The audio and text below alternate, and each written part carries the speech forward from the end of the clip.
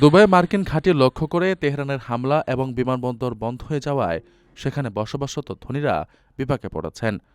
সংযুক্ত আরব আমিরাতের গুরুত্বপূর্ণ এ বাণিজ্য নগরী ছাড়তে এখন প্রাইভেট জেটই এ ধনীদের একমাত্র ভরসা।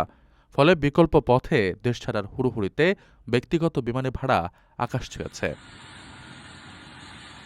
প্রাইভেট জেট ব্রোকারেজ প্রতিষ্ঠানগুলোর তথ্যমতে ইস্তাম্বুল যাওয়ার জন্য ছোট একটি জেটের ভাড়া এখন ৮৫,০০০ ইউরো বা প্রায় ১,২২,০০,০০০ টাকা, যা স্বাভাবিক সময়ের তুলনায় প্রায় ৩ গুণ।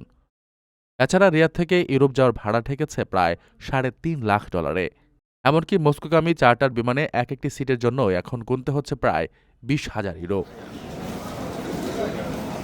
বিমা জটিলতা ও নিরাপত্তার শঙ্কায় অনেক জেট কোম্পানি ফ্লাইট পরিচালনা বন্ধ রাখায় তীব্র সংকট তৈরি হচ্ছে। দুবাই থেকে সরাসরি ফ্লাইট না পেয়ে অনেকে সড়কপথে ওমান বা সৌদি আরবের রিয়াদের দিকে ছুটছেন, যেন সেখান থেকে প্রাইভেট জেট বা অন্য কোনো ফ্লাইটে ইউরোপসহ নিরাপদ গন্তব্যে পাড়ি জমানো যায়। প্রবাসীদের জন্য নির্মাণ হচ্ছে দেশের প্রথম স্মার্ট সিটি, যেখানে থাকছে স্কুল, মসজিদ, হাসপাতাল, সুইমিং পুল, হেলিপ্যাড, পাঠাগার, জিম, সুপারমার্কেট, শিশু পার্ক সহ সকল নাগরিক সুবিধা। মাত্র ৩০ লাখ টাকা বিনিয়োগে মিলছে আকর্ষণীয় ফ্ল্যাট। প্লাটিনাম ইনভেস্টরদের জন্য ঢাকা বিমানবন্দরে ভিআইপি প্রোটোকল সুবিধা। বিস্তারিত জানতে যোগাযোগ করুন স্ক্রিনে দেয়া হোয়াটসঅ্যাপ অথবা ইমো নাম্বারে।